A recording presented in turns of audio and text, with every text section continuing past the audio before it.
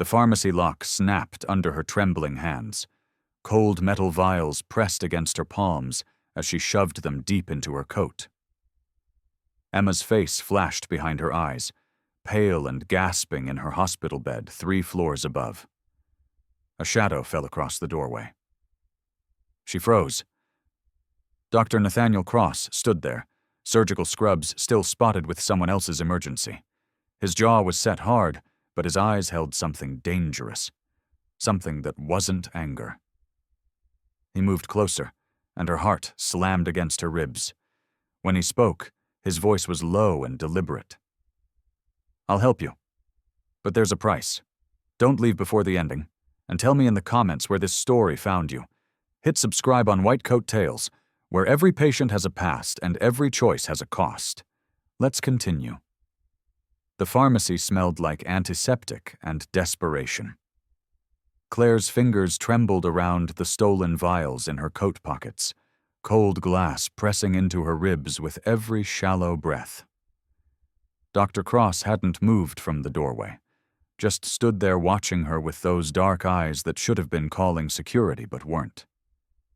"You're Claire Morgan," he said. Not a question. A statement delivered in a voice that was too calm, too controlled for catching a thief in the act.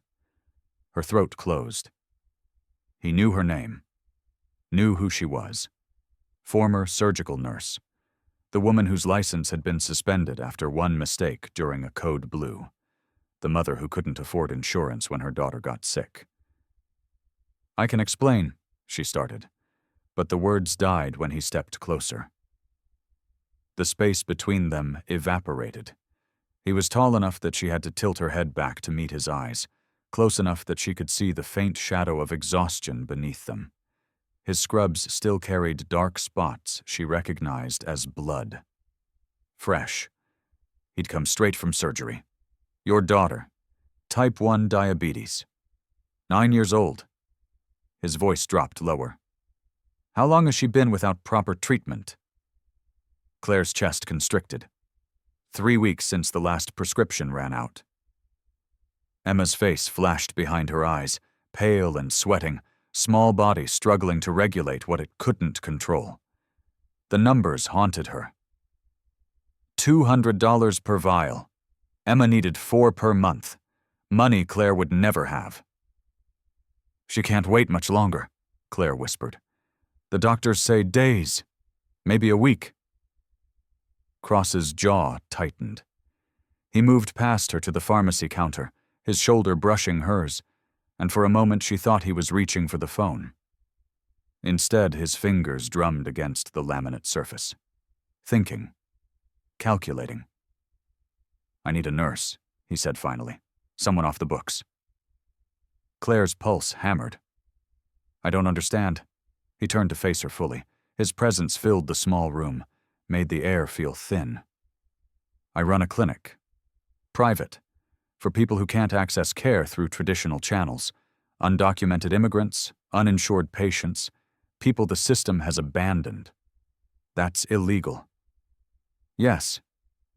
The single word hung between them, weighted with implications that made her stomach drop. He was confessing to a crime, while she stood there with stolen medication burning holes in her pockets. "You want me to work for you?" she said slowly. "In exchange for what?" His eyes held hers with an intensity that made her skin prickle. "In exchange for keeping your daughter alive." Claire's breath caught. The proposition was insane. Criminal. A disaster waiting to destroy them both. But Emma's labored breathing echoed in her memory, the sound of her daughter fighting for every moment. "How do I know you'll keep your word?" Cross stepped closer. Too close. Close enough that she could feel the heat radiating from his body, could count the flecks of amber in his dark eyes. "Because I watched my brother die waiting for treatment the system wouldn't provide," he said, voice rough with old grief. "I won't let that happen to your daughter." The sincerity in his words hit harder than any threat. This wasn't just a transaction. It was personal. a shared understanding of what it meant to exist outside the protection of wealth and access. Claire's mind raced through possibilities and consequences. If they were caught, she'd go to prison. Emma would end up in foster care. But if she refused, Emma would die within days. The vials pressed cold and heavy against her ribs. What exactly would I be doing? Her voice came out steadier than she felt. Whatever I need, assisting in procedures, monitoring patients, acquiring supplies. His pause carried weight. Things that will require you to cross lines you might not be comfortable crossing. I'm already a thief, Claire said bitterly. No. His hand moved as if to touch her face, but stopped short, hovering in the space between them. You're a mother who loves her daughter. There's a difference. The gentleness in his voice nearly broke her. She'd expected judgment, disgust, clinical detachment, not understanding, not this raw recognition of her desperation. When do I start? Tonight. He pulled a card from his pocket, plain white with only a number. Text this when you're ready. I'll send you an address. Claire took the card. Her fingers brushed his, and electricity sparked up her arm. His eyes darkened, pupils dilating slightly. The moment stretched between them, charged with something beyond their desperate bargain. What happens if I can't do this? If I can't handle what you're asking? Cross's expression hardened. Then we both lose everything. He moved toward the door, his shoulder brushing hers again, and this time the contact felt deliberate. She watched him pause at the threshold, silhouetted against the dim hallway light. Claire. Her name in his mouth sounded like a promise and a threat combined. Don't make me regret trusting you. Then he was gone, leaving her alone with stolen medicine and a choice that would either save her daughter or destroy them all. Her phone buzzed, a text from an unknown number. Midnight. Come alone. The hospital at midnight was a different creature. Claire followed Cross through corridors she'd walked 1,000 times as a nurse, but now he led her past familiar landmarks into spaces that shouldn't exist. Maintenance passages marked employees only. Stairwells that descended into basements she'd never known were there. Her pulse hammered in her throat. He moved with the confidence of someone who'd mapped every blind spot, every camera angle, every moment when security turned their backs. His hand occasionally touched her lower back, guiding her around corners, and each contact sent heat spreading through her chest. They stopped at what looked like a supply closet. Cross produced a key that shouldn't exist and pushed open a door that revealed something impossible. The space was small, but meticulously organized. An exam table that had clearly been stolen from somewhere in the hospital. Cabinets stocked with medications and supplies. Surgical instruments laid out with military precision. Monitoring equipment that probably cost more than Claire made in a year. All of it acquired through systematic theft over months. Maybe years. This is it, Cross said, watching her face. This is where you'll work. Claire's throat tightened. How long have you been doing this? Long enough to know what I'm doing. He moved to a cabinet and began pulling supplies. First rule. You assist me. You don't question my decisions during procedures. Second rule. You never ask patients where they came from or where they're going. Third rule. You speak of this to no one.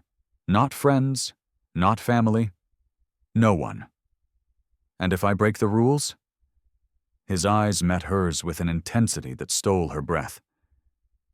Then we both go to prison, and your daughter dies. The brutal honesty should have terrified her. Instead, it felt like relief. No pretense, no false comfort, just the raw truth of what they were risking.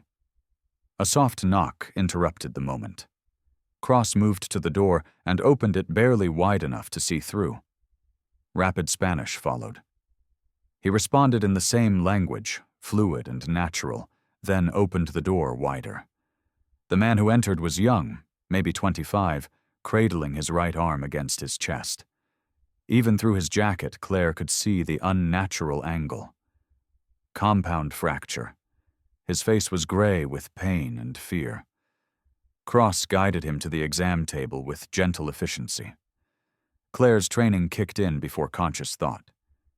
She moved to the supply cabinet, pulling what they'd need: sterile gloves, local anesthetic, instruments for reduction and setting. The patient's eyes tracked her movements with the wariness of someone who'd learned not to trust easily. Cross spoke to him in Spanish, voice low and reassuring, while efficiently cutting away his jacket sleeve. "Claire," Cross said without looking at her. "Gloves." Then prep the anesthetic. Her hands moved with muscle memory honed over years. She passed him supplies before he asked for them. Anticipated his needs with the instinct of someone who'd spent countless hours in operating rooms. The patient's fracture was ugly, bone visible through torn skin, but she'd seen worse. Cross's hands moved with surgical precision. He worked the fracture with a confidence that belied his age. She'd assumed he was an attending, but watching him work, she realized he was something more. Talented beyond his years, precise in ways that suggested obsessive practice. "Hold here," he instructed, and her fingers moved to stabilize the arm while he irrigated the wound. Their bodies were close in the small space. She could smell antiseptic, and something underneath that was purely him. Feel the heat of his shoulder against hers. His focus never wavered from the patient, but she felt his awareness of her, like electricity in the air. The reduction took 40 minutes. Cross sutured with meticulous care, while Claire monitored vitals and administered pain medication. The patient's color improved. His breathing steadied.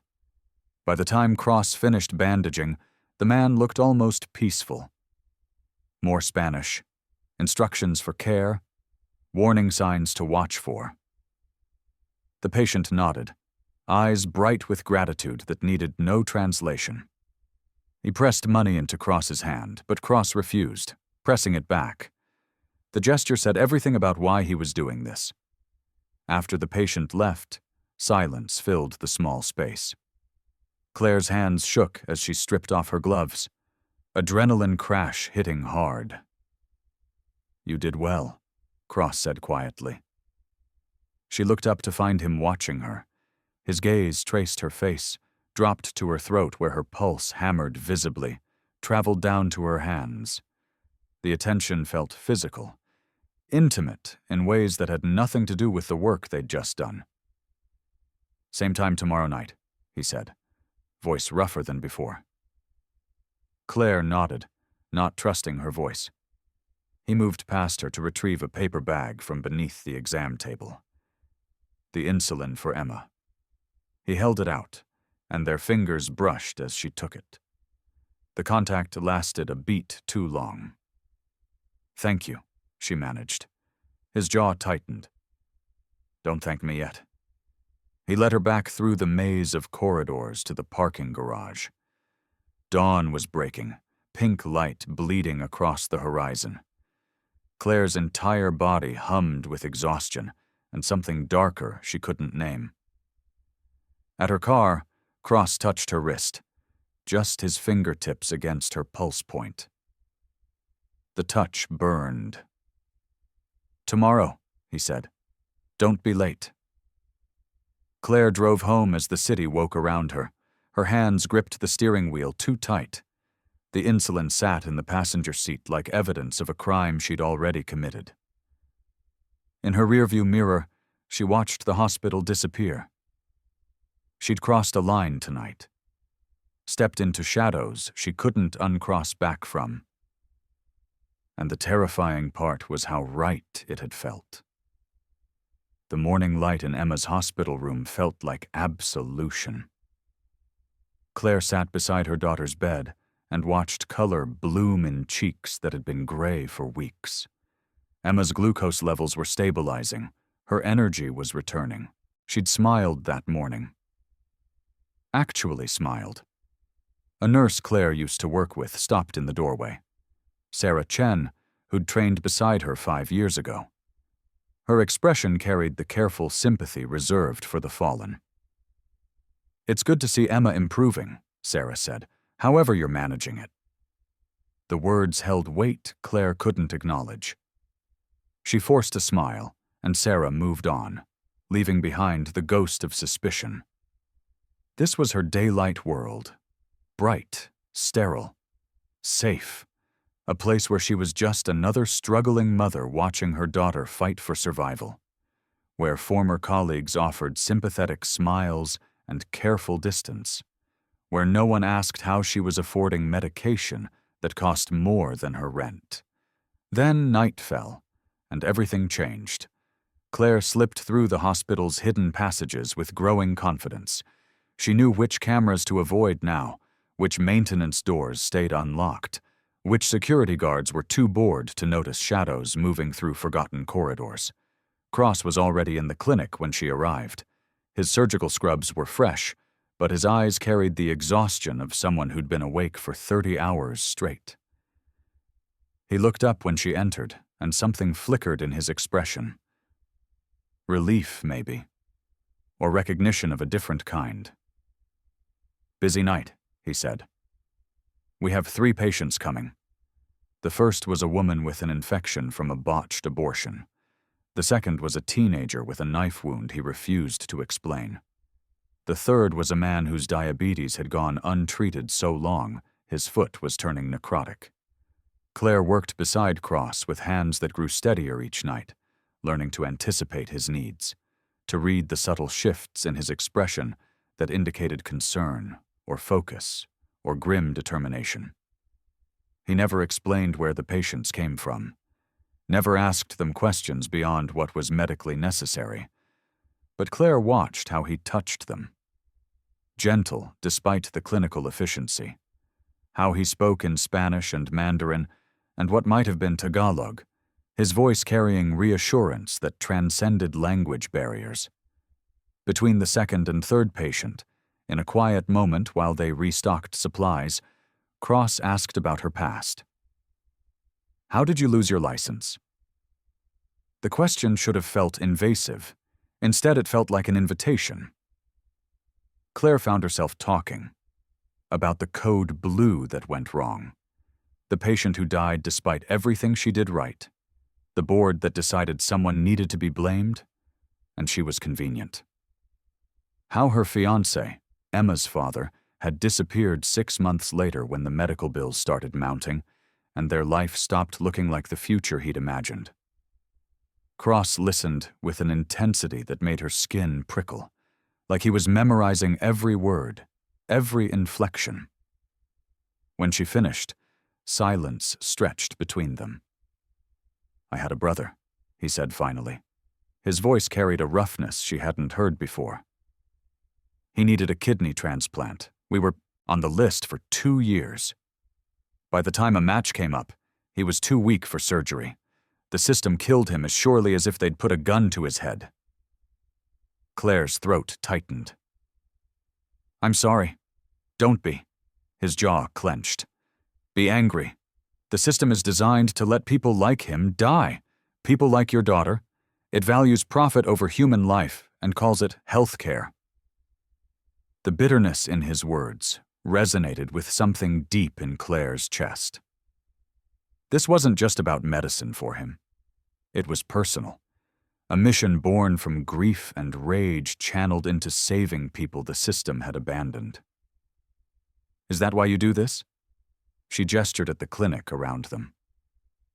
Cross's eyes met hers. "Yes. And because I'm good at it. Because I can't just watch people suffer when I have the skills to help them, even if it destroys you? Especially then." The answer should have frightened her. Instead, it drew her closer. She understood that kind of self-destructive purpose, had felt it every time she looked at Emma, and knew she'd do anything, risk anything, to keep her alive. They restocked in silence after that. But the air between them felt different, charged with something beyond their illegal partnership. When Cross handed her supplies, his fingers lingered against hers. When she moved past him in the small space, she felt the heat of his body like a magnet pulling her closer. The third patient arrived before the tension could break, but it stayed with them through the procedure, through the careful dance of working in tandem, through the moments when their eyes met over the exam table and held a beat too long. After the patient left, Cross walked her to the parking garage as he always did. The insulin for Emma sat in its usual paper bag, but when he handed it over this time, his hand caught her wrist. Claire. Her name on his lips sent electricity up her arm. She looked up and found him watching her with an expression that made her breath stop. Want and restraint warring in his dark eyes. "Tomorrow night," he said, but it sounded like a question. "Tomorrow night," she confirmed. His thumb traced her pulse point once before he released her. The touch burned long after she drove away into the pre-dawn darkness. 3 weeks into their arrangement, Claire had learned to read the shadows under Cross's eyes. Tonight they were darker than usual. Exhaustion etched into the lines around his mouth as he prepped the exam table for their next patient. The woman who arrived was barely 20, pale and sweating, clutching her abdomen with trembling hands. Her friend, another young woman with terrified eyes, explained in broken English, pregnant, severe pain, bleeding. Cross's expression shifted the moment he examined her. Claire saw it, the flash of concern that preceded crisis. "Ectopic pregnancy," he said, voice tight. "It's ruptured." His hands moved with practiced speed. IV line, fluids, monitoring equipment. But Claire could see the blood pooling beneath the patient. Too much. Too fast. The woman's pressure was dropping despite everything they were doing.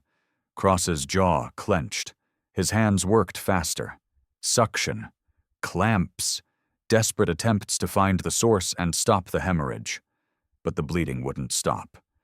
The makeshift clinic wasn't equipped for this level of trauma. They needed an OR, a surgical team, resources they didn't have. The patient's pressure dropped further. Her lips turned gray. Cross's control began to fracture. Claire watched fear flash across his features, raw and unguarded. His hands shook as he reached for another instrument. "Nathaniel," Claire said, sharp and clear. "Look at me." His wild eyes met hers. "Breathe." She moved closer, her voice cutting through his panic with the calm authority of 10 years in emergency medicine. "You've got this. Tell me what you need." Something shifted in his expression. Focus returning. His hands steadied fractionally. He called out instructions and Claire moved with precision, anticipating each need. They worked in desperate tandem, their movements synchronized by necessity and something deeper. Pack the bleeding. Manual compression. More fluids. Cross's hands moved with surgical precision now, the panic channeled into controlled intensity. Claire held pressure while he worked, her fingers slick with blood, counting seconds by the patient's thready pulse. 15 minutes that felt like hours. Then finally, the bleeding slowed, the patient's pressure stabilized, color returned to her lips in increments. Cross stepped back, chest heaving. The patient was stable. Barely, but alive. Her friend wept with relief. Cross gave instructions in gentle Spanish, his voice steady despite the tremor in his hands. After they left, supporting the patient between them, silence filled the clinic. Cross leaned against the wall. His surgical scrubs were soaked with blood. His hands shook with delayed reaction, trembling so hard he had to press them flat against the tile. Claire had never seen him like this. Vulnerable, the mask of control completely shattered. Without thinking, she closed the distance between them, her palm pressed against his chest, feeling his heart slam beneath her fingers like a caged bird trying to escape. His skin was hot through the thin fabric of his scrubs, his breathing ragged. "You saved her," Claire said quietly. Cross's hand came up to cover hers, held it there against his heart. His eyes were dark and haunted and fixed on her face with an intensity that stole her breath. "I almost lost her." His voice was raw. "If you hadn't been here, if you hadn't pulled me back. But I was here." Her other hand rose to his face before she could stop herself. Fingertips against his jaw, feeling the tension there, the barely controlled tremor. "We saved her together." His eyes dropped to her mouth. The air between them grew thick and charged. Electric. His hand tightened over hers, pressing her palm harder against his racing heart. His other hand rose to her waist, fingers spreading, across her hip. Claire's breath caught. Every nerve ending fired at once. The space between them evaporated. She could feel the heat radiating from his body, smell antiseptic and copper, and something underneath that was purely him. His head dipped fractionally, her chin tilted up. The distance between their mouths measured in millimeters. Then his phone buzzed in his pocket. They both froze. The spell shattered like glass. Cross pulled back, his hand sliding from her waist, leaving cold in its wake. He fumbled for his phone, eyes still locked on hers, pupils blown wide. "Another patient," he said, voice rough. 20 minutes out. Claire stepped back, her hand falling from his chest. Her fingers tingled where they'd touched him. Her lips burned with a kiss that hadn't happened. Yet. "We should prep," she managed. Yes. But neither of them moved. They stood in the small clinic, 2 feet of space between them that felt impossible to cross, and impossible not to. Something fundamental had shifted. The professional distance they'd maintained for 3 weeks had crumbled in a single moment of vulnerability, and Claire knew with absolute certainty it couldn't be rebuilt. Cross's eyes were still on her mouth. His hands had stopped shaking, but she could see his pulse hammering in his throat, fast and hard and desperate. "Claire," he started. "Don't," she whispered. Because if he said whatever he was about to say, if he crossed that final line between them, there would be no going back. They were already risking everything, already breaking every rule. This would destroy them both. His jaw clenched. After a long moment, he nodded and moved to prep supplies.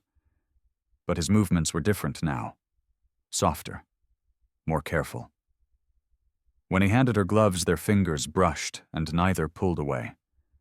They worked through the next patient in charged silence. Every instruction came gentler than before. Every response more breathless. They moved around each other in the small space with new awareness, every accidental touch leaving sparks in its wake. Claire's shoulder brushed his back, and he went still. Emma was laughing. The sound hit Claire like a physical thing, sweet and bright and impossible. Her daughter sat propped against pillows in the pediatric ward, color blooming in her cheeks, playing a game on the donated tablet with fingers that no longer trembled. 4 weeks ago, Emma had been gray and gasping. Now she was pink and vibrant and alive.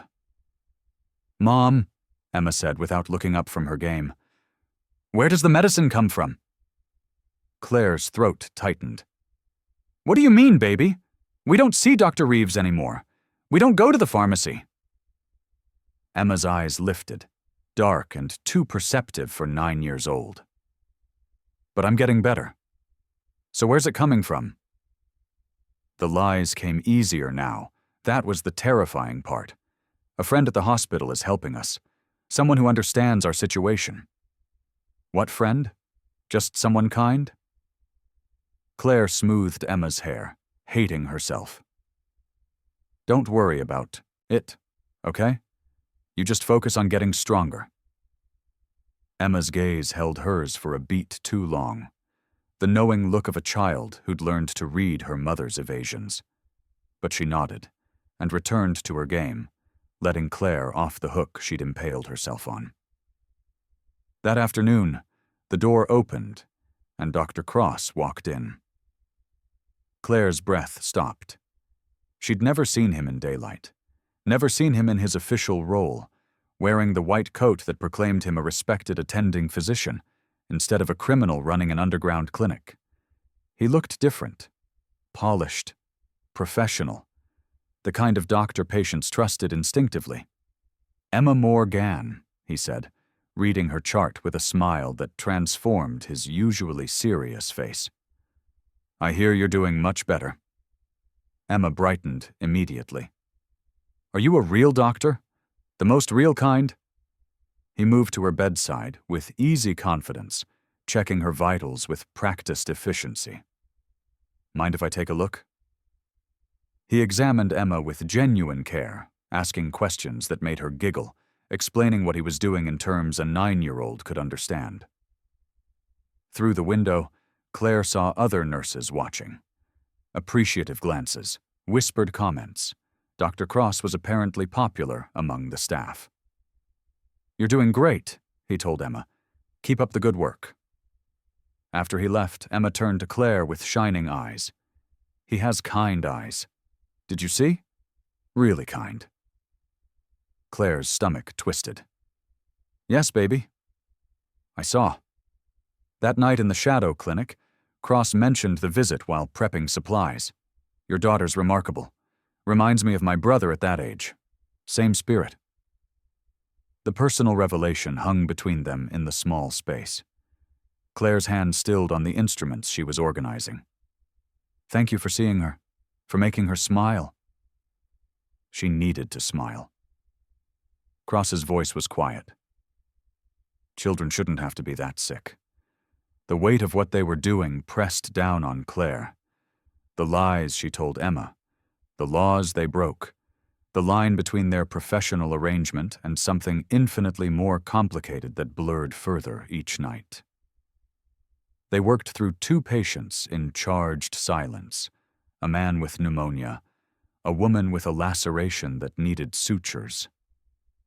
The work was routine, but the air between them felt electric. Every handed instrument a touch that lasted too long, every instruction delivered in voices softer than necessary.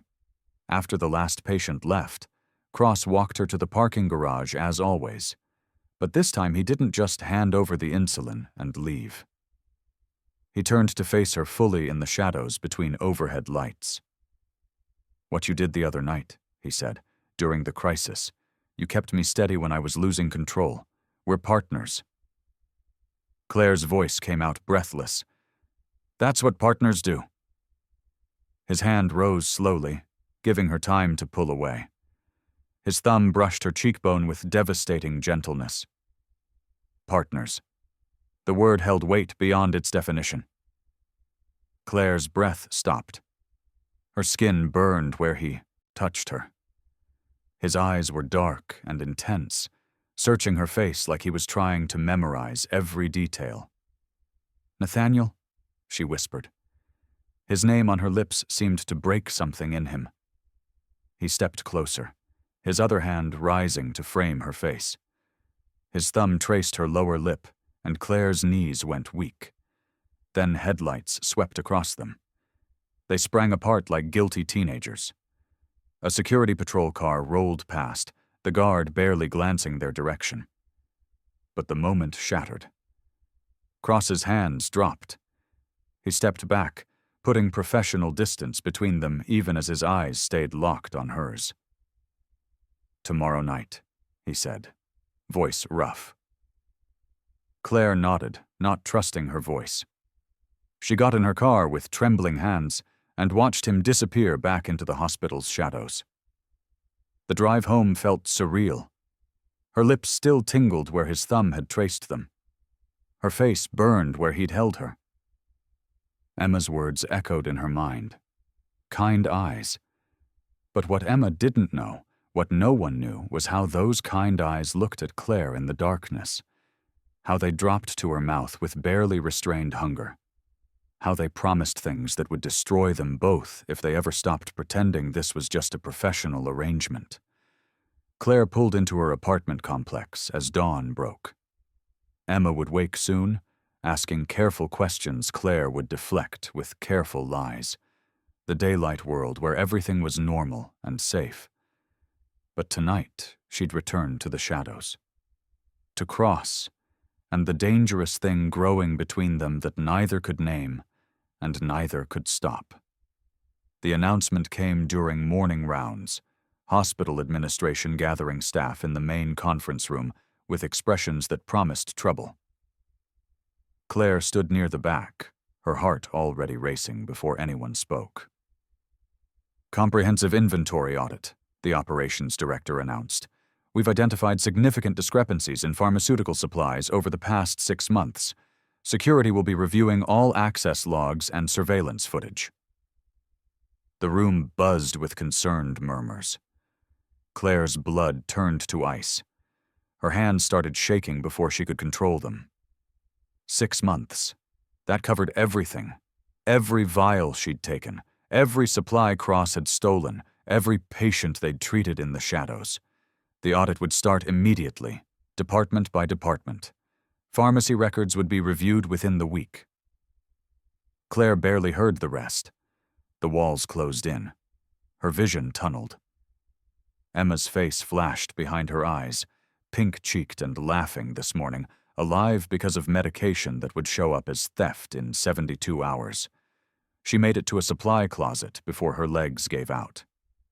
Sank against metal shelving, chest heaving, trying to breathe past the panic crushing her ribs.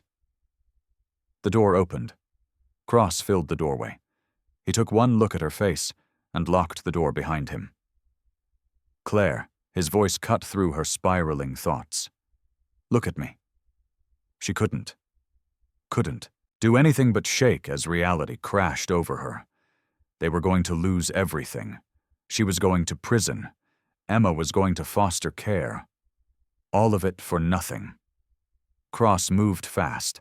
His hands gripped her shoulders, then slid up to frame her face, forcing her eyes to his. Breathe. In through your nose, out through your mouth. Do it! His voice carried command that cut through panic. Claire sucked in air, released it. Again. His thumbs stroked her cheekbones and slowly, incrementally, the world stopped spinning. Good, he murmured. Stay with me. We're finished, she whispered. The audit will find everything. Not if we're smart. His body pressed closer, backing her fully against the shelves. A wall of heat and intensity that made it impossible to look away. We have 72 hours before they reach pharmacy records. His eyes were terrified. She could see it now beneath the control. The same fear she felt reflected back at her. But his hands were steady on her face, and his voice never wavered. What can we do in 72 hours? Create false trails. Manipulate the digital records to show supplies went different places. Cross's jaw clenched. It's risky. We'll need to implicate others. Redirect suspicion. The moral weight of it hit like a fist. They were talking about framing innocent people to save themselves. I can't, Claire started. Then Emma loses her medication, and you go to prison. His voice was brutal in its honesty. Those are the choices. There are no clean options here. Claire thought of Emma's smile this morning. Thought of the patients they'd saved in the shadow clinic, people who would have died without them. Thought of this man standing so close she could count his heartbeats, who'd risked everything to help her daughter live. Sometimes there were no clean choices, only survival. She nodded. Cross's relief was palpable. His eyes closed briefly and his forehead dropped to rest against hers. Just for a moment, his control cracking to show the fear underneath. When he pulled back, something had shifted between them. The last pretense of professional distance dissolved in that shared moment of vulnerability. "We start tonight," he said. "I'll need your help accessing the nursing databases. What do I do?" "Trust me." The next 3 nights blurred together in desperate tandem. They met in forgotten corners of the hospital after midnight, hunched over laptops with stolen admin passwords. Cross's fingers flew across keyboards, rewriting digital trails, creating false requisition orders that pointed to other departments, other people. Claire watched him work and hated herself for it, for letting him carry this burden, for the innocent nurses whose names appeared in false records. But she thought of Emma and couldn't stop. "Here," Cross said the second night, pulling her closer to see the screen, their shoulders pressed together in the cramped space. "This requisition order shows the insulin going to the cardiac unit instead of pediatrics, but that will implicate whoever's working cardiac. It will create confusion." Cross's voice was tight. "Multiple trails that don't lead back to us. It's not perfect, but it's survival." They worked in whispered urgency, their heads bent close, breath mingling in the small space.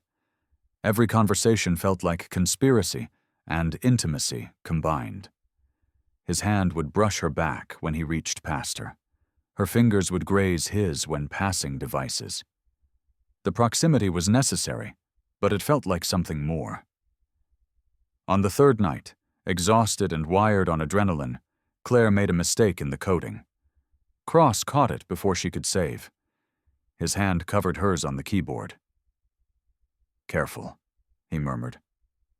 "One wrong keystroke and we're done." "I'm sorry," her voice cracked. "I'm not good at this, at lying and manipulating and destroying other people's lives." Cross turned to face her fully in the dim glow of the laptop. "Neither am I. But I'm good at keeping you and Emma alive, so I'll carry this weight if you can't. We carry it together." Claire's hand turned under his, fingers threading through his. "Partners, remember?" His grip tightened. His eyes dropped to their joined hands, then back to her face. "Yeah, partners." But the word felt insufficient now for what they'd become. 2 people bound by crime and desperation and something fiercer than either could name. "The audit starts tomorrow," Cross said. "Final check?" They reviewed their work in tense silence. False trails leading in 6 directions. Requisition orders that implicated supply staff, nursing supervisors, even an attending in oncology. It was messy and imperfect and might not work. But it was all they had. "We should go," Claire whispered. "It's almost dawn." Cross saved the files and shut down the laptop. But he didn't move away. His hand was still tangled with hers, his eyes still on her face. "If this doesn't work," he started, "it has to work. But if it doesn't..." His free hand rose to her face, thumb tracing her cheekbone in the gesture that had become familiar. The audit passed. 5 days of security reviews and inventory checks that found the false trails they'd planted. Confusion and misdirection working exactly as Cross had planned. By the end of the week, administration chalked the discrepancies up to clerical errors and poor record-keeping. No arrests, no investigations, just a stern memo about improved protocols. They should have felt relief. Instead, something in Cross had shifted. He became more intense in the shadow clinic, more demanding. Taking cases he should have refused. A man with internal bleeding that needed surgical intervention beyond what their makeshift space could provide. A woman with complications from street drugs that required ICU-level monitoring. Risks that made Claire's hands shake. Tonight was the worst. A teenager with a gunshot wound to the abdomen, bleeding into his peritoneal cavity, vitals crashing faster than they could stabilize them. Cross worked with desperate precision, His hands moved like lightning, suction, clamps, packing the wound. But they were losing him. The kid's pressure dropped despite everything. His lips turned gray. The monitoring equipment screamed. Claire called out vitals while her heart hammered. They needed a real OR. A trauma team. Resources they didn't have. But Cross kept working, kept pushing. His jaw clenched so hard she could see the muscle jumping. Sweat dripped down his face. Then finally. The bleeding slowed. Pressure stabilized. Color returned in increments. The patient survived. Barely. After he left, supported between two friends who asked no questions, Cross stripped off his bloody gloves with mechanical movements. His face was carved from stone. "Good work," Claire started. "Get out." The words hit like a slap. Claire's head snapped up. "What?" I said. "Get out." His voice was cold. Flat. "Go home." Claire's temper flared. "No. Excuse me? I'm not leaving." She moved to block the door. "Not when you're like this." "Like what?" His eyes were hard. "Dangerous. Like you have a death wish." Claire's voice rose. "That patient should have gone to a real hospital. We could have lost him, but we didn't. This time." Claire stepped closer. "What about next time? When you're too tired or too reckless and someone dies on this table?" "Then someone dies." Cross rounded on her with barely contained fury. "What do you want from me, Claire? Perfection? Safety? This has never been safe. We've been playing Russian roulette since the day you walked into that pharmacy. I want you to stop trying to save everyone at the cost of destroying yourself." The words hung between them. Harsher than she'd intended. Truer than she wanted to admit. Cross went very still. His chest heaved. His hands clenched at his sides. When he spoke, his voice was low and dangerous. "What exactly do you think I'm doing here? Playing hero?" His laugh was bitter. "I'm a criminal, Claire. A thief. Someone who manipulates records and implicates innocent people to save his own skin. Don't romanticize this into something noble." "I'm not romanticizing anything." Claire held her ground even as he moved closer. "I'm telling you that your life has value too, that you can't keep sacrificing yourself for every broken person who walks through that door." "Why not?" He was in her space now, backing her against the wall with his body, his breath hot against her face, his eyes wild with something beyond anger. "If I don't, who will? Who's going to save them? Who's going to save you?" The question hit like a physical blow. Cross froze, his composure finally cracking to show the raw pain underneath. "I don't deserve saving." His voice broke on the words. "My brother died because I couldn't help him, because I was just a med student without power or resources. Every patient I lose here is him all over again. So you'll work yourself to death trying to make up for something that wasn't your fault?" "It was my fault." His hands slammed against the wall on either side of her head. The impact reverberated, through tile. "I should have done more. Should have fought harder. Should have stolen medication for him the way I steal it now." He was shaking. The control he maintained so carefully completely shattered. Claire saw the truth of him now. Not the brilliant surgeon or the underground savior, but a man drowning in grief and guilt who'd turned self-destruction into a mission. "Nathaniel," she said softly. Her hands rose to his face. "You can't save your brother. He's gone." "I know." The words were anguished. "But I can save them. All of them. Everyone the system abandons. If I just work hard enough, take enough risks, even if it kills you, especially then." Claire's chest constricted. She understood that logic, that desperate need to make meaning from senseless loss, had felt it herself every time she looked at Emma. But this would destroy him, was already destroying him. "I won't let you do this alone," she whispered. Her thumbs traced his cheekbones. If you're going to self-destruct, I'm going down with you. Something shifted in his eyes, the wild fury giving way to something equally intense but different. His gaze dropped to her mouth. His breathing changed. The air between them grew thick and charged. "Claire," he said, and her name sounded like a warning and a prayer combined. She should push him away, should maintain the boundaries they'd somehow preserved through weeks of working in shadows.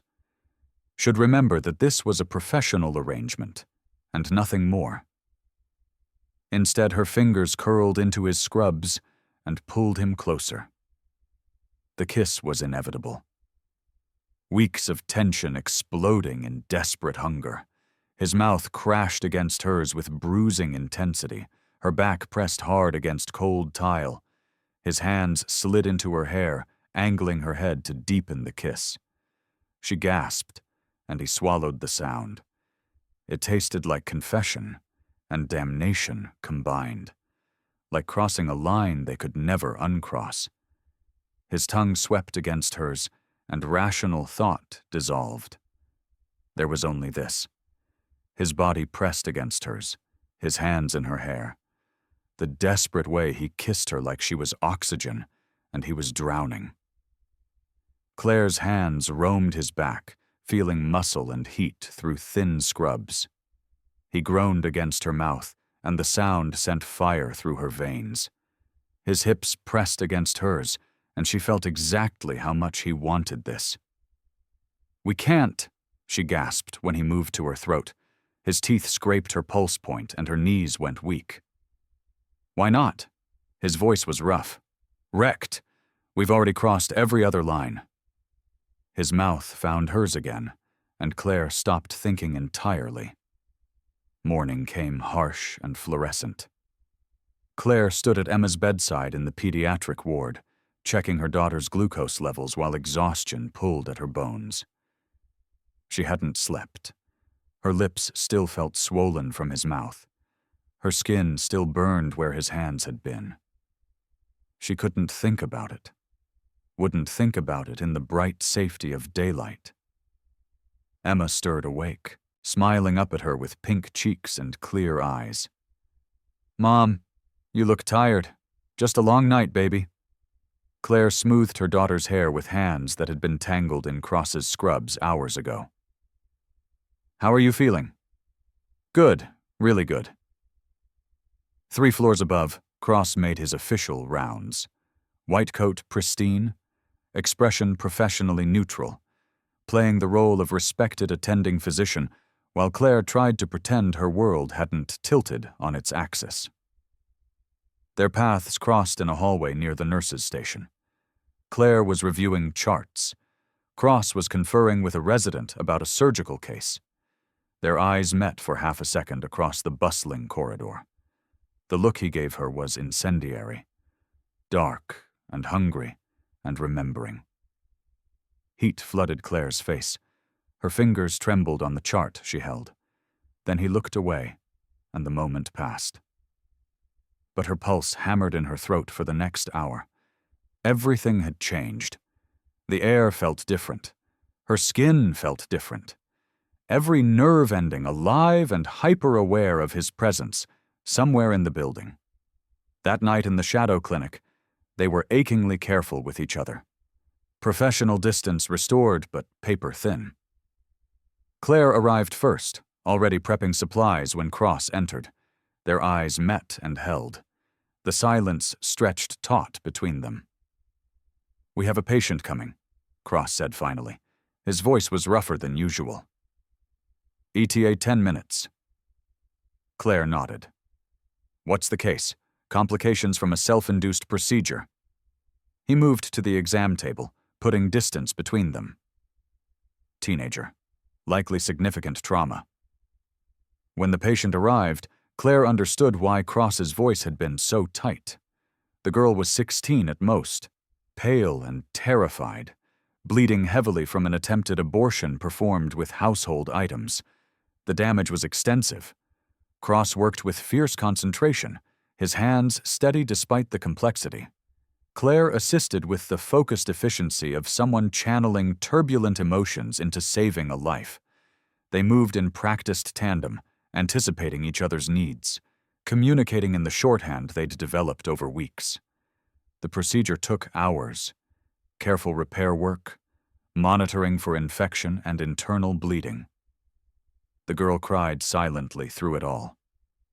Claire held her hand while Cross worked, murmuring reassurance in the same tone she used with Emma.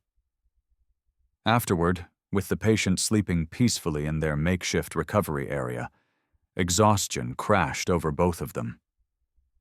Cross sank to the floor, back against the cabinets. After a moment, Claire joined him. Their shoulders touched in the small space. Silence stretched between them, heavy with things unsaid.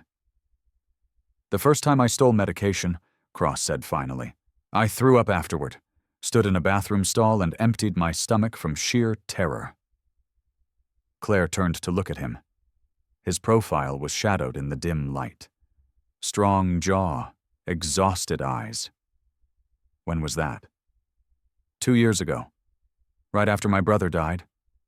Cross's voice was rough. "I saw a patient who needed insulin and couldn't afford it. Walked into the pharmacy and just took it. Felt like falling and flying simultaneously." Claire understood that feeling intimately. When Emma was diagnosed, she said quietly, the world narrowed to a single point. Nothing existed except keeping her alive. Everything else became noise. Cross's hand found hers on the floor between them. His fingers threaded through hers with devastating tenderness. "You're a good mother." Claire's eyes burned. "I'm a thief. You're a survivor." His thumb traced patterns on her palm. "There's a difference." They sat in silence, shoulders pressed together, hands intertwined. The intimacy of the moment felt more dangerous than the kiss. More vulnerable. This was emotional nakedness that went deeper than physical desire. "I've never felt less alone," Cross said, "than when I'm working beside you." The words hit Claire in the chest. She turned to face him fully, found him already looking at her with an expression that made her breath stop, raw and open and terrified. "Nathaniel," she started, but didn't know how to finish. "I know." His free hand rose to her face, cupped her cheek with heartbreaking gentleness. "I know this is impossible, that we're playing with fire, that it's going to blow up in our faces. But I've never felt more alive than I do in these shadow hours with you." Claire's throat closed. Tears threatened. She knew he was right, knew they were hurtling toward disaster, knew that crossing professional lines into personal ones would destroy them both when it inevitably fell apart. She also knew she couldn't stop, didn't want to stop. Her hand covered his where it rested on her cheek. She turned her face to press a kiss to his palm, felt him shudder at the contact. "What are we doing?" she whispered. "Surviving." His forehead dropped to rest against hers. Together. The word hung between them, weighted with promise and threat in equal measure. Together meant partnership, meant trust, meant risking not just their careers and freedom, but something infinitely more fragile. Their hearts. Cross's phone buzzed, another patient incoming. The spell broke, but not completely. He stood and offered her his hand, pulled her to her feet. But he didn't let go immediately, just held her hand a moment longer than necessary while his eyes searched her face. "After," he said. "After this patient. We need to talk about what happens next." Claire nodded. Her pulse hammered as she watched him move to prep the exam table. They needed to talk, needed to define whatever this was becoming, needed to decide if they were going to keep pretending professional boundaries still existed, or admit they'd crossed into territory that would either save them or destroy them both. The door opened, and their next patient stumbled in. Dr. James Sullivan was a legend at the hospital. chief of surgery, published researcher. The kind of brilliant mind that saw patterns where others saw chaos, which made him dangerous. Claire first noticed him watching Cross during morning rounds. Casual observation that felt like assessment, the way a predator studies prey before striking. That afternoon, Sullivan cornered Cross in the attendings' lounge. Claire was at the nurses' station across the hall, updating charts, but she could see them through the glass partition. Sullivan's posture was relaxed, conversational. But Cross's shoulders carried tension that hadn't been there moments before. She couldn't hear the words, just watched Cross maintain composure while Sullivan asked questions. Casual questions about scheduling, about the late nights Cross had been keeping, about whether everything was all right. The kind of questions that felt like interrogation wrapped in concern. Cross answered with careful neutrality. But Claire saw the moment Sullivan's eyes sharpened, saw him notice something in Cross's response that didn't add up. The conversation ended with Sullivan's hand on Cross's shoulder, a gesture that looked supportive, but felt like a warning. That night, Cross was different, paranoid in a way Claire had never seen. He arrived at the shadow clinic early and swept it for surveillance equipment, checked and rechecked their security protocols, tested door locks, examined every piece of equipment for tracking devices. "Nathaniel," Claire said quietly. "What happened?" "Sullivan knows something." Cross's hands shook as he worked. "I don't know what." "But he's asking questions." "What kind of questions?" "About my schedule. About why I'm always tired. About where I disappear to." Cross's voice climbed with each word. "He's brilliant, Claire. If he decides to dig, he'll find everything. We've been careful." "Have we?" Cross rounded on her, his eyes wild. "What if there's footage we missed? What if someone saw us in the corridors? What if a patient talks?" He was spiraling. Claire had never seen him lose control like this. She closed the distance between them and grabbed his face, forced him to look at her. "Stop. Breathe. We could lose everything. Then we lose it." Claire's voice was fierce. "But paranoia will destroy us faster than any investigation. We've been careful. Our trails are covered. Sullivan is just being protective of his protégé." Cross exhaled shakily, his eyes closed. When they opened again, some of the wildness had faded. He pulled her into his arms without warning, held her with desperate intensity, his face buried in her neck, his whole body trembling. Claire wrapped her arms around him, felt his heart slamming against hers, realized with sudden clarity how much he had to lose. Not just his career or his freedom, his purpose, his mission, his entire identity built on saving people the system abandoned. She'd never wanted to protect someone so fiercely. The feeling terrified her. "I won't let anything happen to you," she whispered against his hair. His arms tightened. "You can't promise that." "Watch me." They stood like that for a long moment. Two people, clinging to each other in the shadows. Then Cross's phone buzzed. Patient incoming. Pneumonia. They pulled apart reluctantly. The work steadied them both. Claire assisted while Cross examined the elderly man struggling to breathe.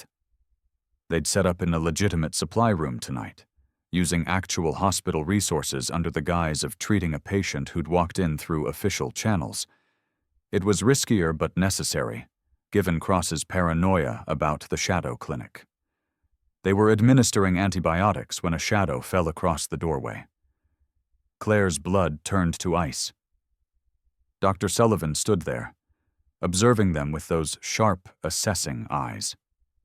Cross froze for half a second before recovery, professional mask sliding into place. "Dr. Sullivan," Cross's voice was neutral, perfectly controlled. "Can I help you?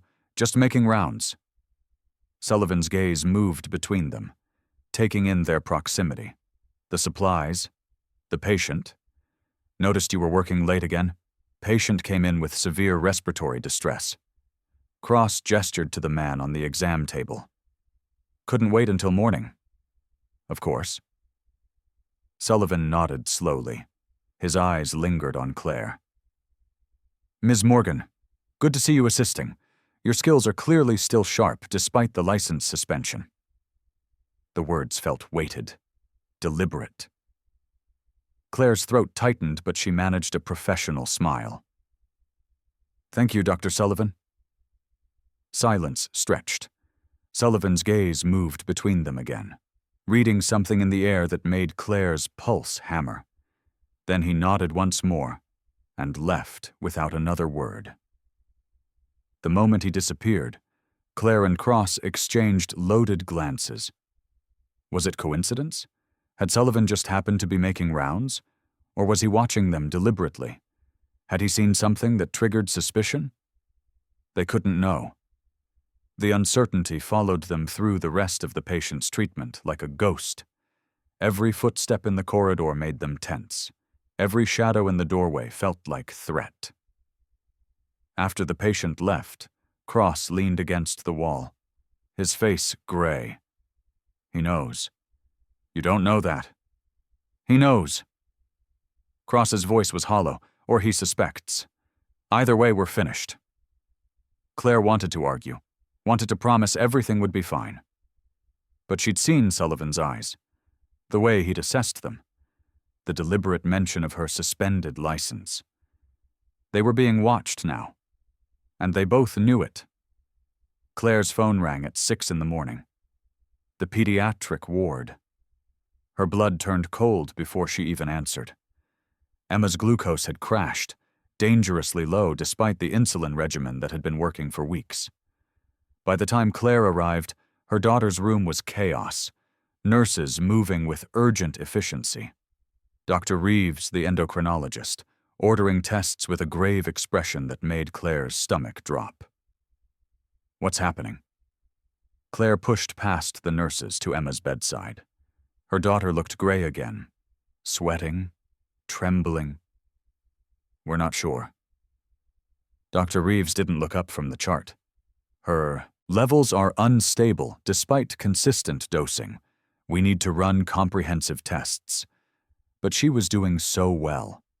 Something's changed. The medication may be compromised, counterfeit, or improperly stored. We've seen cases where black market insulin degrades faster than pharmaceutical grade.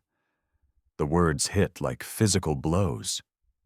Black market, compromised, everything Claire had risked, everything she'd done. And Emma was still dying. The room tilted. Claire's vision tunneled.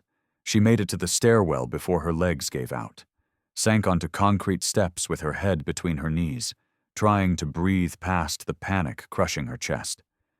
She'd failed, stolen and lied, and destroyed her integrity for medication that didn't even work. Emma was slipping away despite everything. Footsteps echoed. Then Cross was there, crouching in front of her. His hands gripped her shoulders. Claire, what happened? It's not working. The words came out in gasping breaths. The insulin. Emma's crashing. Dr. Reeves thinks it's compromised. Everything I did. Everything we risked. And she's dying anyway. Cross's jaw clenched. His hands tightened on her shoulders. Look at me. She couldn't. Couldn't face him. Couldn't admit she'd failed her daughter so completely. Claire. His voice cut through her spiral. Look at me right now. She raised her eyes to his, found them fierce and certain. We'll figure this out. His voice left no room for argument. I won't let Emma die. Do you understand? We will fix this. The certainty in his eyes steadied her fractionally. How? Let me see her charts. They reviewed Emma's records in an empty conference room, Cross using his official position to access test results and order additional labs. His eyes scanned the data with focused intensity, while Claire's hands shook too hard to hold the tablet. Here. Cross pointed to the insulin formulation. This is an older version, less stable, more susceptible to temperature degradation. The pharmacy storage wasn't climate-controlled. Cross's expression darkened. The medication we took has been breaking down, losing potency, so what does she need? The newer synthetic formulation. He pulled up pharmaceutical databases. More stable, more effective, also more expensive and more heavily monitored. Claire wanted to scream. Of course. Of course Emma needed the one thing even harder to obtain. The injustice of it burned in her throat like acid. How much? 300 per vial. Cross didn't look at her. Kept in biometric locked storage in the executive pharmacy. We can't. Claire's voice broke. After Sullivan, after the audit, we can't take that risk. Cross's hand stilled on the keyboard. He turned to face her fully. His expression was granite. Emma is going to live. Not negotiable. Nathaniel, I'll get the medication. His voice was flat. Final. Whatever it takes. You could lose everything. I've already lost everything that mattered. His eyes burned into hers. My brother. My integrity. My belief that the system works, but I won't lose Emma. And I won't lose you. The words knocked the breath from Claire's lungs, the intensity of his commitment to her daughter. To her. This man who'd barely known them months ago was willing to risk his entire future for Emma's life. Why? The question came out broken. Why would you do this for us? Cross stood, closed the distance between them. His hands framed her face with devastating gentleness. Because somewhere between that first night in the pharmacy and now, you became mine to protect. Both of you. Claire's eyes burned. I can't ask you to do this. You're not asking. I'm choosing. He pulled her close, kissed her forehead with tenderness that made her chest ache. We're in this together. Always. The word hung between them. Always. Not just for now. Not just until the crisis passed. Always. Claire buried her face in his chest, felt his heart beating steady and strong beneath her cheek. This man was going to destroy himself saving her daughter, and she was going to let him because Emma's life mattered more than anything else. When? She whispered. Tonight. Cross's arms tightened around her. The executive pharmacy has a security gap during shift change. 15 minutes. That's all I need. What if you're caught? Then I'm caught. His voice was calm. Resigned. But Emma lives. Claire pulled back to look at him. Really look at him. This brilliant surgeon with haunted eyes who'd turned his grief into mission, who'd crossed every line to help people the system abandoned, who was willing to sacrifice everything for a little girl he'd only met weeks ago. I love you. The words escaped before she could stop them. Cross went very still. His eyes searched her face with an intensity that stole her breath. Then his mouth was on hers, desperate and tender and certain. A kiss that tasted like promise and goodbye combined. When they broke apart, both breathing hard, his forehead rested against hers. After tonight, he whispered, after Emma's safe. We need to talk about what that means. Claire nodded, knowing that after tonight, nothing would ever be the same. The executive wing at midnight felt like enemy territory. Claire followed Cross through corridors that gleamed with expensive finishes and security cameras they'd mapped obsessively over 2 nights of reconnaissance. Her palms were slick with sweat inside surgical gloves. This wasn't like the pharmacy. That had been desperate improvisation. Survival instinct overriding judgment. This was calculated crime. Premeditated theft with rehearsed routes and stolen access codes. 15-minute window? Cross whispered. His voice was steady, but Claire saw tension in his shoulders. Shift change happens at 0100. Security does rounds on the lower floors first. They'd practiced this, knew the timing down to seconds. but Claire's hands still shook as they approached the pharmaceutical vault. A sleek, biometric safe that represented millions in controlled substances. Cross produced a keycard from his pocket, lifted from an administrator's coat 3 days ago and carefully copied. He swiped it, and Claire held her breath. The lock disengaged with a soft click. Inside, neat rows of medication filled climate-controlled shelves. Insulin, chemotherapy drugs, biologics that cost more than cars. A fortune in pharmaceutical inventory just sitting there while people like Emma died for lack of access. Cross moved with surgical precision, located the newest insulin formulation, took exactly 6 vials. Nothing more, every movement deliberate and controlled. Claire watched the corridor. Her heart hammered so hard she could hear blood rushing in her ears. Any second, security would round the corner. Any second, this would all collapse. Got it. Cross sealed the safe. Let's go. They'd taken 3 steps when alarms started blaring.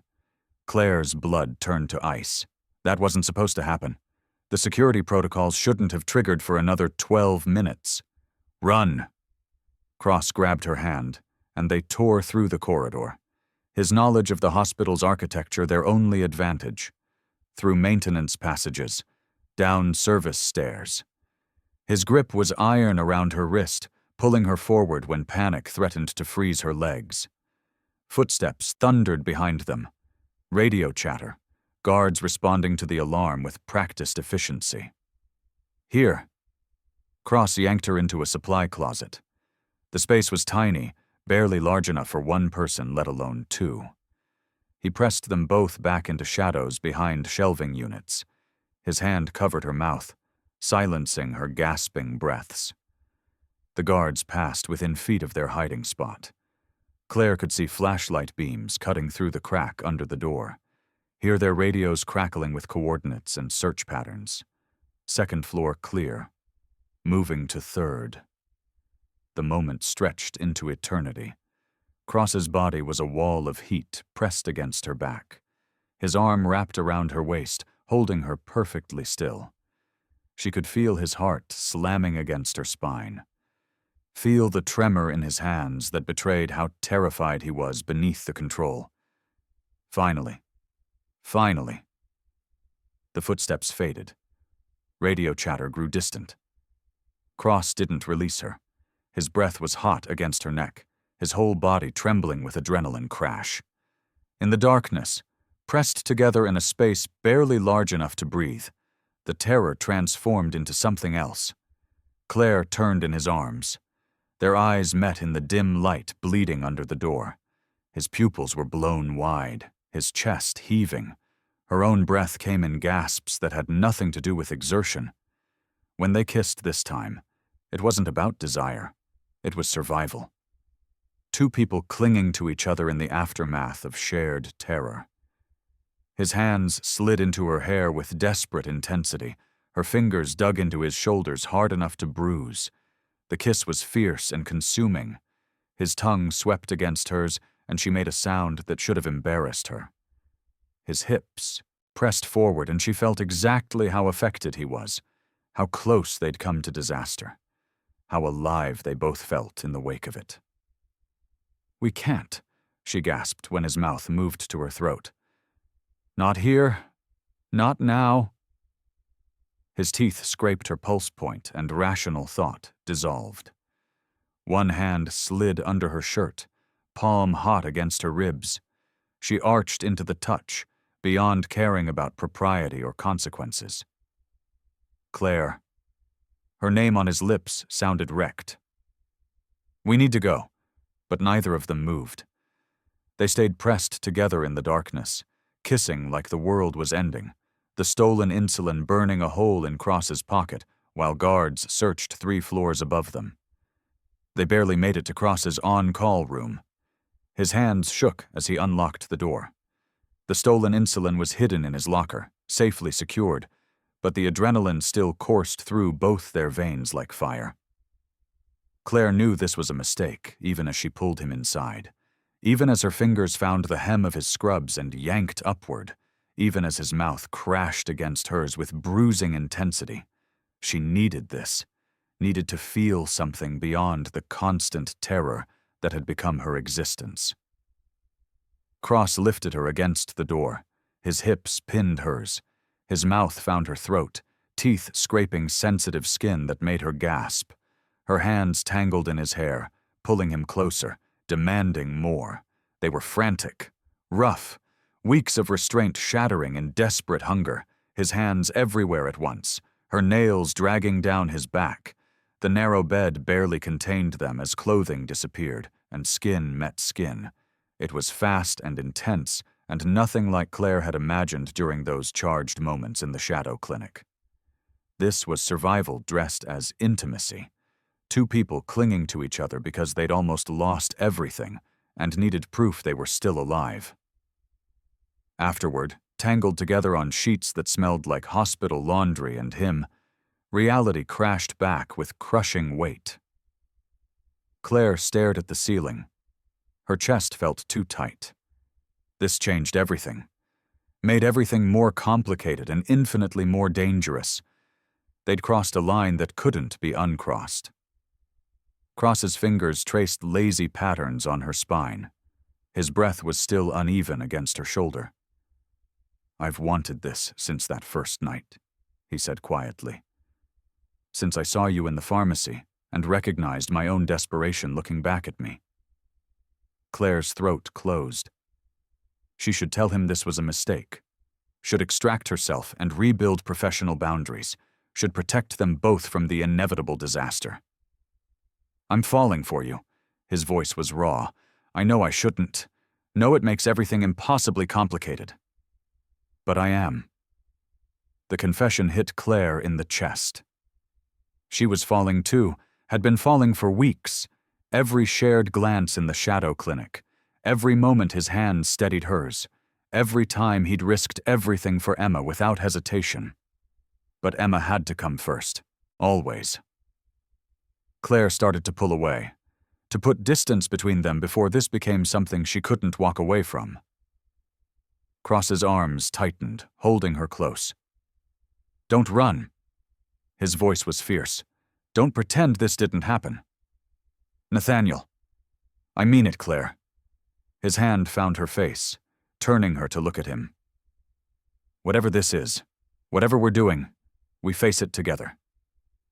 They lay in the darkness, bodies pressed together, heartbeats gradually slowing to normal rhythm. The on-call room felt both like sanctuary and trap. After Emma's stable, Cross said carefully, "You could disappear. Take her somewhere the authorities won't find you. Start fresh." The offer was generous, heartbreaking. Claire understood what he wasn't saying, that he'd get her the medication, help her escape, then take the fall alone if discovery came. "What about you?" "I'll be fine." Claire pulled back to look at him fully, saw the vulnerability in his eyes, the fear he was trying to hide. He was planning for a future where she was safe, but he wasn't in it. "No." The word came out fierce, absolute. "If we're doing this, we do it together." Cross's eyes widened. "Claire, you don't have to protect me." "Yes, I do." Her hand covered his on her face. "Because I'm falling for you too. Because you've risked everything for my daughter. Because I choose you, us. Whatever this becomes." He looked at her with something like wonder. Like he couldn't believe she'd choose him after everything. After the crimes, and the danger, and the impossible situation. The vulnerability in his expression made Claire's decision crystallize. She'd already chosen him. Had been choosing him in 1,000 small ways since that first night. Every time she returned to the shadow clinic. Every time she trusted him with Emma's life. Every moment she'd let professional distance crumble into something deeper. "We're probably going to destroy each other," she whispered. "Probably." His mouth found hers again, softer this time, more deliberate. "But at least we'll do it together." They kissed in the darkness while the stolen insulin sat hidden floors above them. while security still searched for intruders. While Emma slept peacefully, unaware her mother had just crossed another line in an ever-growing list of crimes committed in her name. Claire knew they were playing with fire, knew mixing their professional arrangement with personal feelings was disaster waiting to happen. Knew that when this inevitably fell apart, it would destroy them both more completely than any legal consequence. She also knew she couldn't stop. Didn't want to stop. Cross's arms tightened around her, and Claire let herself believe, just for this moment, that they might actually survive this together. His phone buzzed. Breaking the spell, he reached for it, and his expression shifted as he read the screen. "What is it?" "Sullivan." Cross's voice was tight. "He wants to see me in his office, first thing tomorrow morning." Morning came too soon. Claire watched Cross dress in, the pre-dawn darkness, his movements mechanical. The text from Sullivan sat between them like a loaded gun. "I have to go," Cross said. His voice was flat. "Whatever happens, stay away from the hospital today. If this goes bad, I don't want you implicated." "Nathaniel, promise me." His eyes were fierce. "If Sullivan knows, if he's calling security, you disappear. Take Emma and run." Claire wanted to argue, but the fear in his face stopped her. She nodded, and he left without kissing her goodbye, like he was already preparing for the worst. The hour he was in Sullivan's office felt like drowning. Claire paced her apartment, phone clutched in her hand, waiting for the call that would destroy everything. Emma asked why she was crying, and Claire couldn't find words to explain. When Cross finally texted, it was just 2 words. Exam room 3. Claire met him in the hospital. Her heart slammed against her ribs as she watched him check the corridor before pulling her inside an empty exam room. His face was ashen, his hands trembled. "What happened?" "Sullivan knows." Cross's voice was hollow. Everything, the thefts, the shadow clinic, all of it.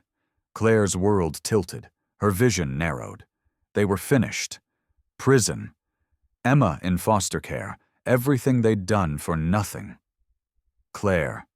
Cross gripped her shoulders. "Breathe." "How? How does he know? He's been investigating for weeks, has evidence, access logs, witness statements. He laid it all out on his desk like a prosecutor building a case." "So why aren't we in handcuffs?" The question came out bitter. Cross's expression shifted.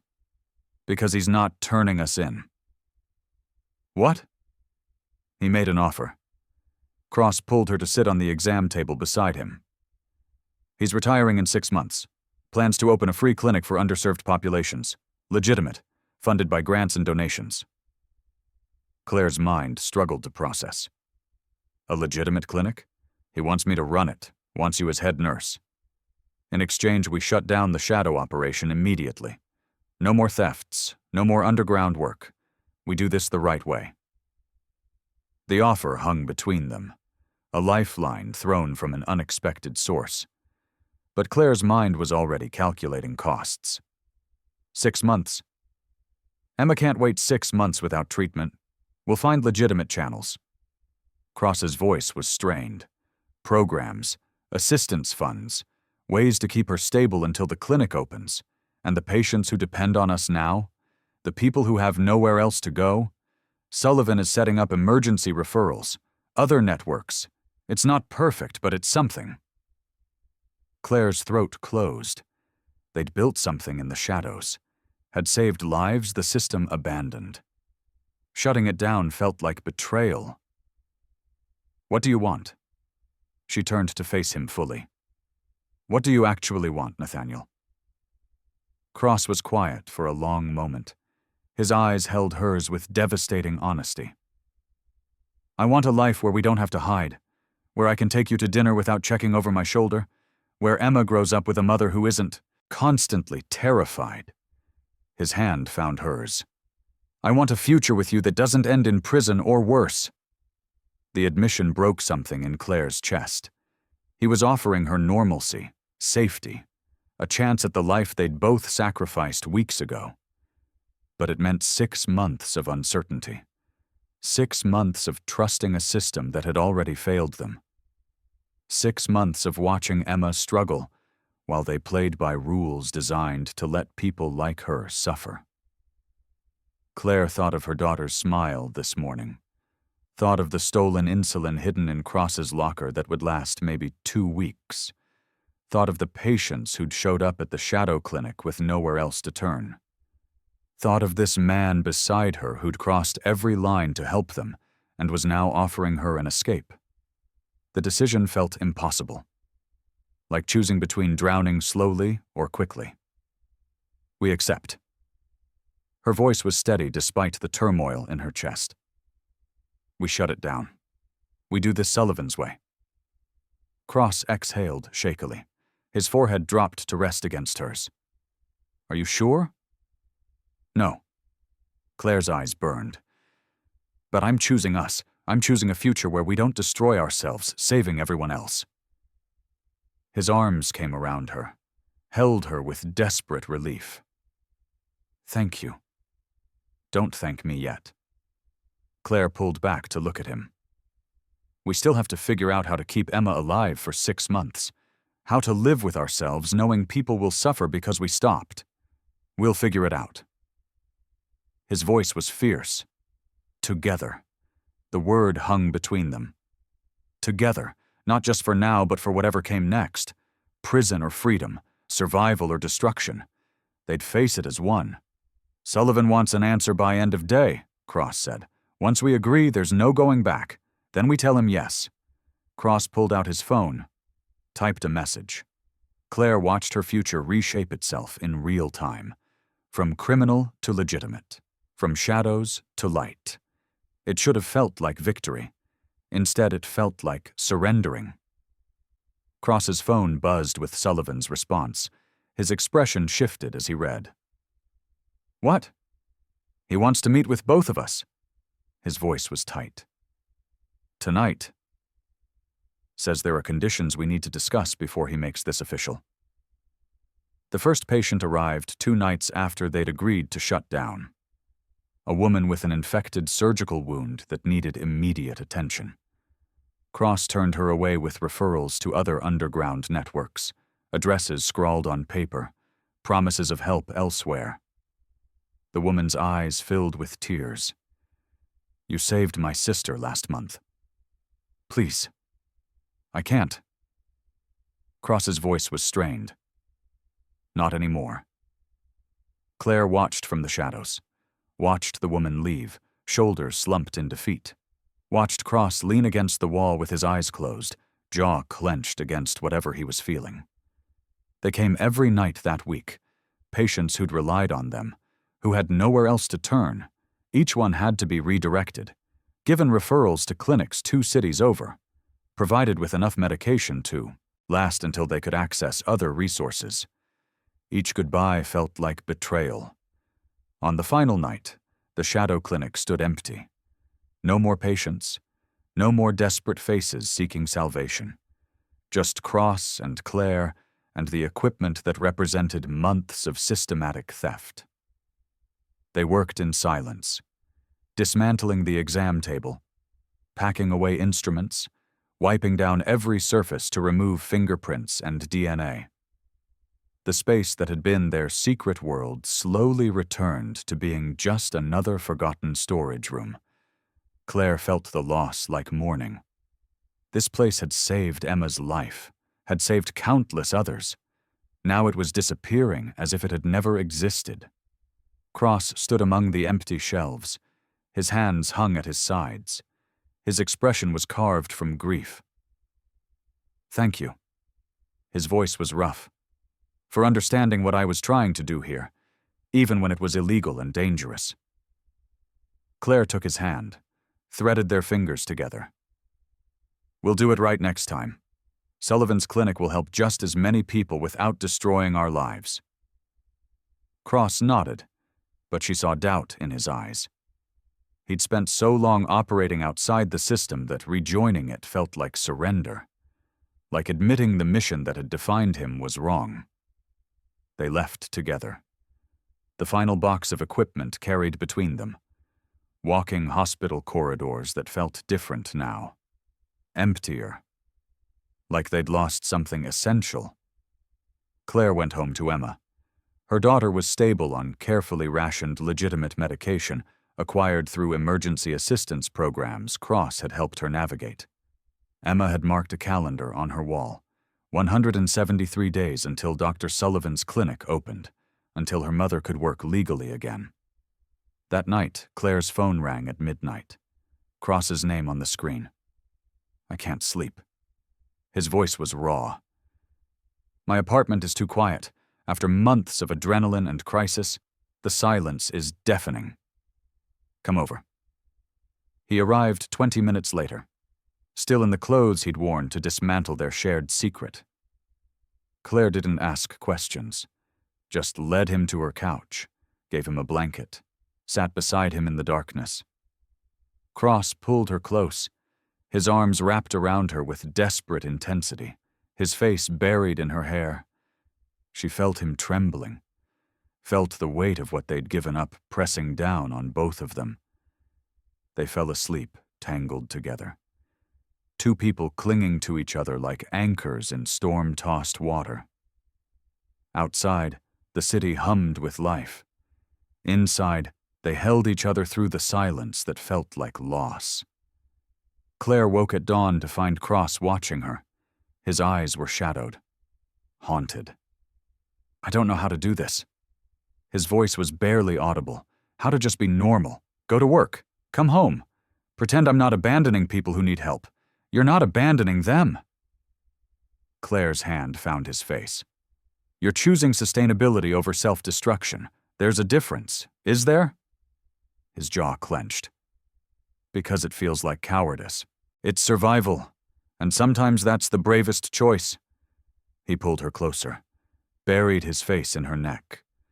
They lay like that as morning light filled the room, as Emma stirred awake in her bedroom, as the world moved forward whether they were ready or not. "Sullivan's conditions," Cross said finally. "We meet with him tonight. What do you think he wants?" "Assurance we won't slip back into old habits." Cross's voice was tight, probably monitoring. "Check-ins. Maybe even therapy to address whatever drove us to this. Can you handle that?" Being watched, being managed. Cross was quiet for a long moment. "With you beside me?" "Yes." "Alone?" "I don't know." The vulnerability in his admission made Claire's chest ache. This brilliant man who'd carried so much weight for so long, who'd tried to save everyone and nearly destroyed himself in the process. "You're not alone anymore," she whispered. His arms tightened. "Promise?" "Promise." Emma appeared in the doorway, rubbing sleep from her eyes. Her gaze landed on Cross and she smiled. The innocent acceptance of a child who didn't understand the complexity of what her mother had done to keep her alive. "Hi, Dr. Cross. Are you staying for breakfast?" Cross's expression softened. "If your mom doesn't mind." "Of course not, baby." Claire stood, pulling Cross with her. "Come on, let's make pancakes." They moved to the kitchen. This strange little family bound by crime and circumstance. Emma chattered about school. Cross helped with mixing batter. Claire watched them together and felt something shift in her chest. This could work. This fragile, normal life they were trying to build from the wreckage of what they'd done. If Sullivan's conditions didn't destroy it first. "Tonight," Cross mouthed over Emma's head. Claire nodded. Tonight they'd learn what price they'd have to pay for legitimacy, and whether that price was one they could afford. 2 weeks of legitimate life, and the investigation launched. Hospital security reviewing audit trails with fresh eyes. Someone had noticed irregularities that didn't add up. Medication disappearing in patterns that suggested systematic theft rather than clerical error.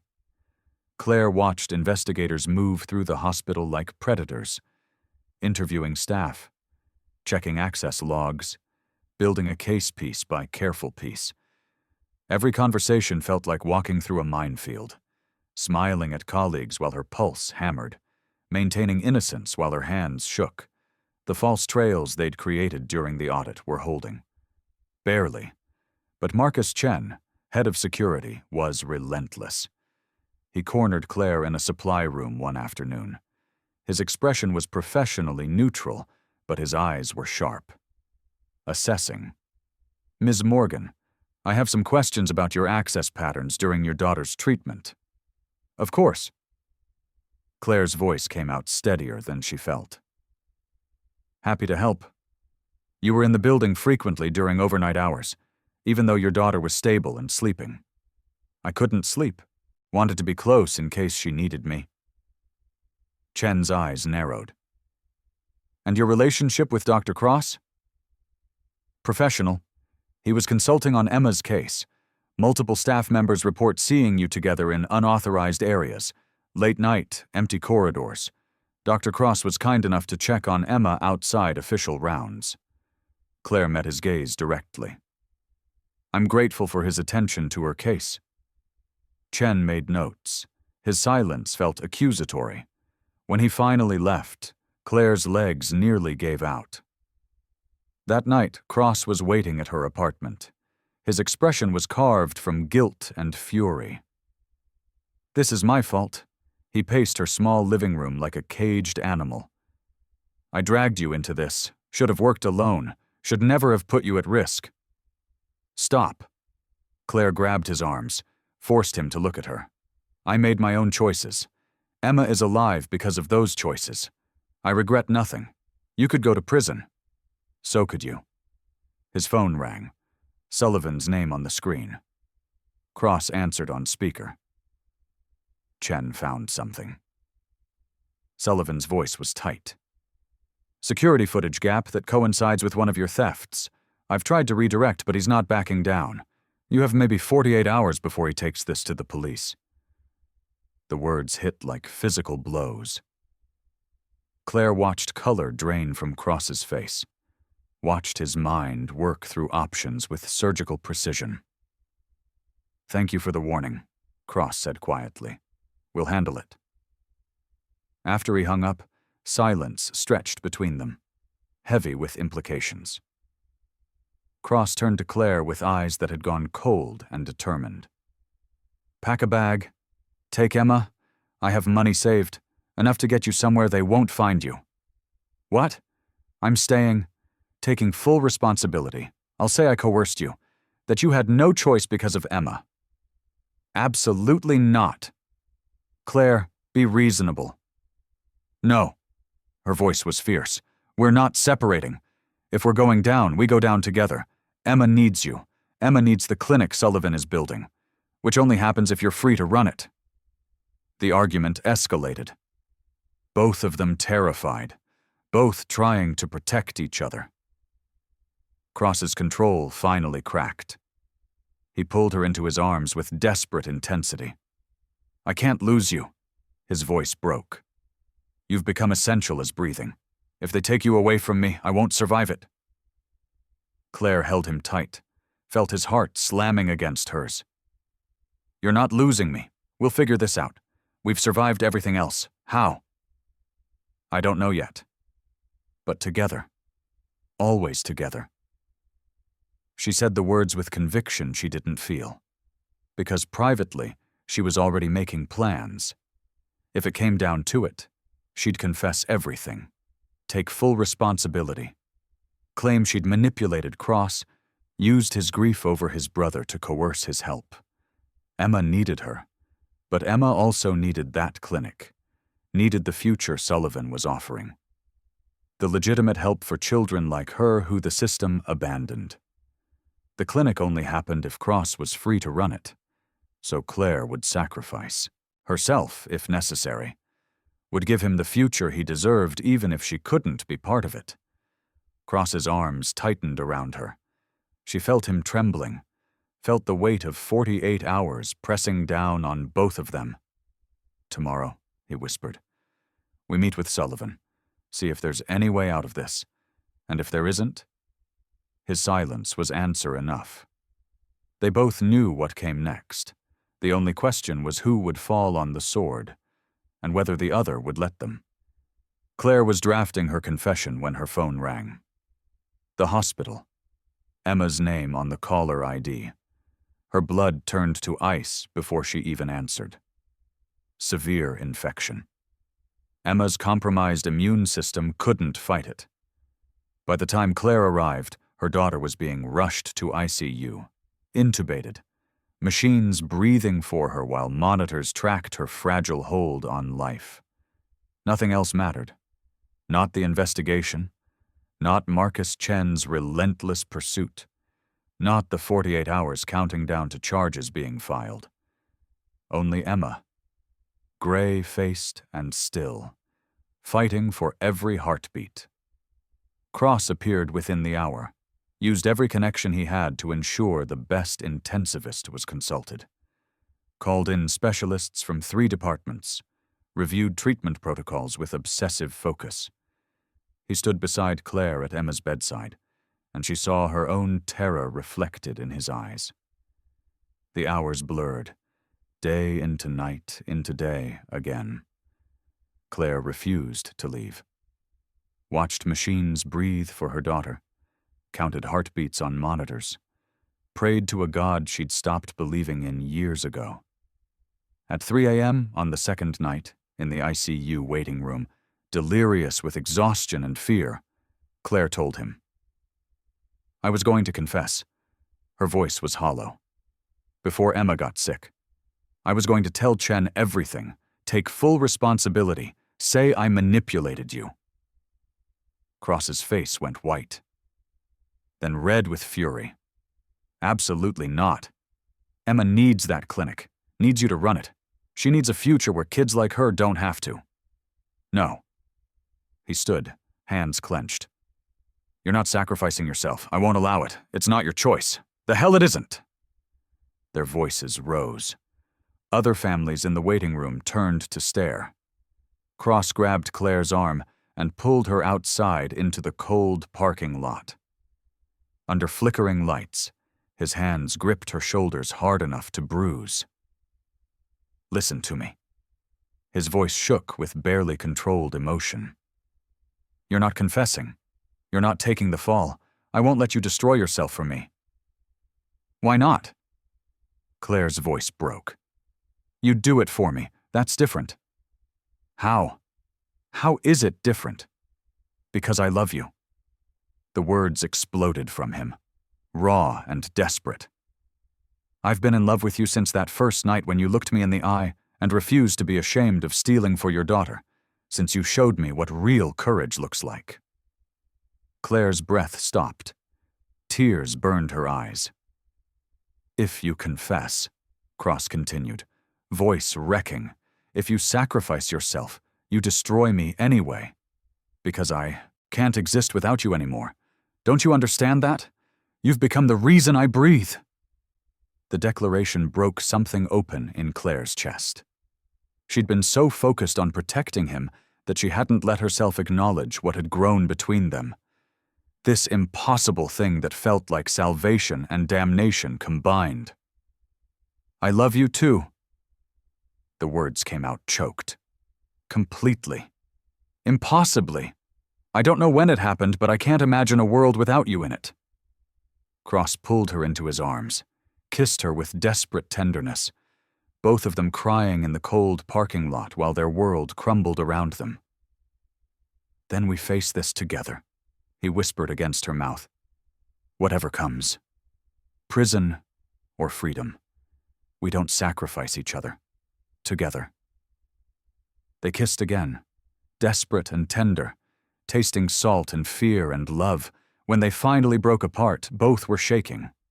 Inside, Emma was fighting for her life. Outside, an investigation was closing in. But in this moment, in this cold parking lot under flickering lights, they had each other. And that had to be enough. When they returned to ICU, a nurse met them with cautious optimism. Emma's numbers were stabilizing. Her body was fighting back. The infection was responding to treatment. "She's strong," the doctor said, "like her mother."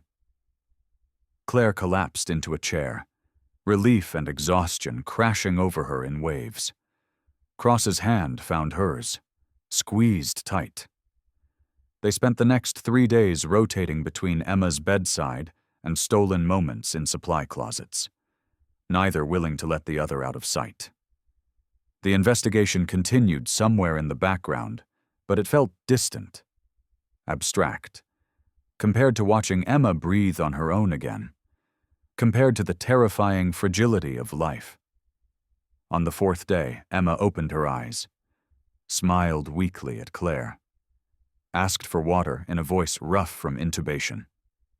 "Hi, baby." Claire's tears fell freely. "You scared me." "Sorry, Mom." Emma's small hand found hers. "Is Dr. Cross here?" He stepped into view, his expression soft in a way Claire had never seen. "Right here, kiddo. You gave us quite a scare." Emma smiled. "You have kind eyes, just like Mom said." Cross's gaze met Claire's over Emma's bed. Something passed between them. Understanding, commitment, love that transcended the impossible situation they'd created. That night, as Emma slept peacefully, Cross's phone buzzed. Sullivan's name. "Chen is filing charges tomorrow morning." Sullivan's voice was grim. "I'm sorry. I tried everything. It's over." Emma recovered slowly. The infection cleared day by day. Color returned to her cheeks, strength to her limbs. On the morning she was moved out of ICU, Claire stood in the hallway watching orderlies wheel her daughter to a regular room. Relief made her knees weak. "Ms. Morgan." Claire turned. Marcus Chen stood 5 feet away. His expression was professionally neutral, but his presence sent ice through her veins. This was it, the moment everything collapsed. "Can we talk?" Her mouth went dry. She nodded, followed him to an empty conference room, prepared herself for handcuffs, for Miranda rights, for watching Emma through glass while wearing orange. "The investigation has been closed." Chen's voice was flat. Insufficient evidence to proceed with charges. Claire's breath stopped. "What?" Dr. Sullivan made a compelling case that the discrepancies were clerical errors, called in favors with administration, made it clear that pursuing this further would damage hospital reputation. Chen's eyes were hard. So it's over. They were safe. They'd somehow survived. Claire should have felt relief.